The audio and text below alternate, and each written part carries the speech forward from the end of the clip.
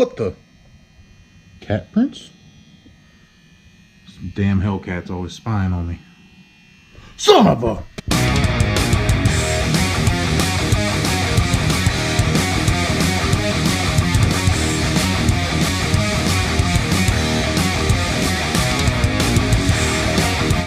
Good. Yo, Street, where you been? Big Kurt, you're the Street King. Why ain't you out there tearing it up? Why ain't you making videos? I see you commenting on stuff on Instagram. I see you commenting all over YouTube. Well, guys, as usual, I got into another accident. Not in my car, but it never ends. And when it comes to bad luck in my story. So,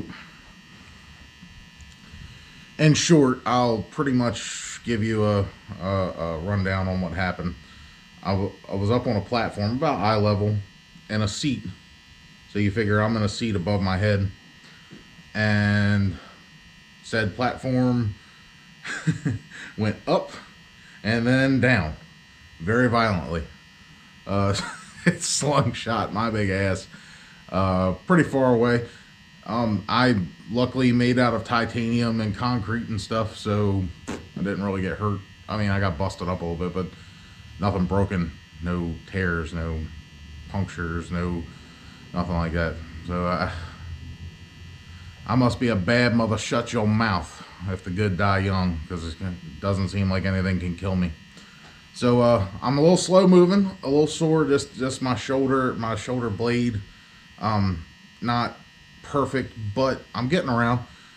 So I just kind of had the day to myself. I'm feeling good. The weather is not freezing cold outside, so I figured I'd make a video. I wanted to show some things that I've collected. I think I've already shown everybody this, and I believe this is what I'm going to do today. This is a STEEDA bushing insert for the MT82 transmission. This is supposed to just kind of firm things up. I hear a lot of people say that this actually causes a lot of NVH, and that you can actually just drill a big hole right here. So we'll see how much, if it does anything. Some people say it doesn't do anything. Some people say it does some craziness. I'm not. I really don't mind a little NVH. Get out here, Mountain Dew. Who do you think you are, Cletus McFarlane? These are Ford Racing LU47 injectors. That's for when we get our E85 tune. And I just picked these up. These are absolutely beautiful. This is BMR, lower control arms, poly bushings. Now, somebody actually asked me a very interesting question, and I'd like to answer it on camera. So, I was asked how I decide what mods I make. Well, I look at a couple different things. The first thing I look at is what works on factory cars that are usually 200 mile per hour cars. So of course, most of the cars you look at on most mods, you're looking at high-end exotic cars. But my go-to whenever I do mods to my car, because I have S197, is that I look at what works for the GT500, because everybody knows that's the big dog on the block. Well, this was kind of a no-brainer for me, because Shelby America, Shelby America, yeah, that's what it is, actually teamed up with BMR, and these are the same exact ones that they offered. It just said CS for Carroll Shelby. And this was an upgrade that you could get for a GT500. They are billet one-piece design, flawless engineering. BMR is definitely top notch when it comes to stuff like that. So I think I'm going to try to do both of those mods today. I'm not sure if I'm going to be able to, but I'll at least get this bushing insert in. I got the car already up on jack stands, ready to go. So let's get hot. So these directions from STEEDA, I mean, are absolutely great. They're in color, very detailed.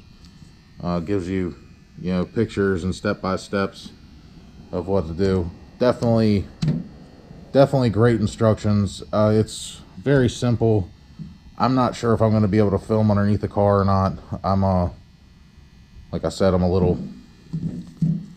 moving a little slow, but we'll see. Just kind of wanted to give STEEDA their props for that. So I'm underneath the car. I have my jack in place, and what I did is I just took a little bit of cardboard and put it on there. You could use a wood block, but I couldn't find one, and I really didn't feel like looking for one, and I'm not in the best shape of cutting up a 2x4 right now. So I just, like I said, I just grabbed a little bit of 2x4 just to take some pressure off this cross member here. So what you're going to want to do is you're going to take these 4 out, and then you're going to take this one, these 2 out, and then the cross member is going to come off, and then you can install the bushing insert, which is going to go right there. I'm going to try to do something a little bit different to where I can show you a little bit more in depth of what it does. Alright, as per instructions, I removed the cross member off the transmission, or for the transmission I should say. Now this is the area that you don't see.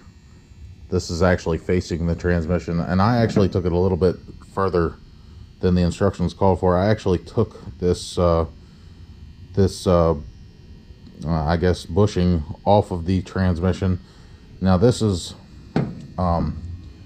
actually aluminum, and this part here that you're seeing is some sort of a rubber, maybe polymer, I'm not sure. Now, and this is aluminum. Well, I think that's stamped steel, and this actually goes down in here, and then that's what you'll be looking at when you're taking it off the car. Ford has labeled it for you. Front that says V8. I guess maybe they're different for the V6 cars, but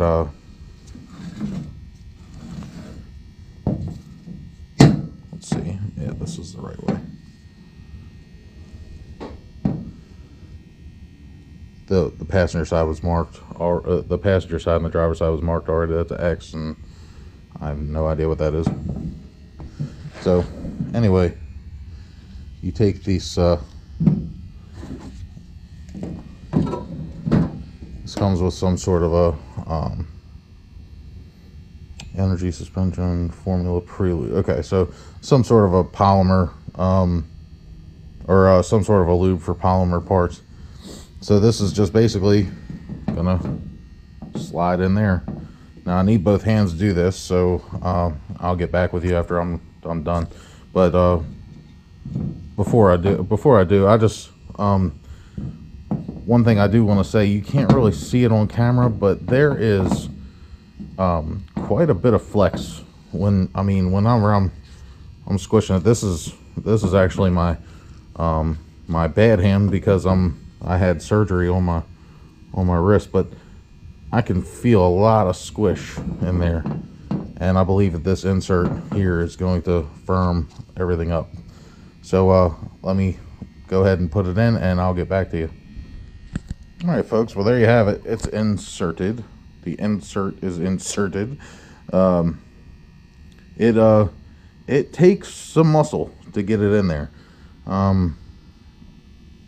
I wouldn't really recommend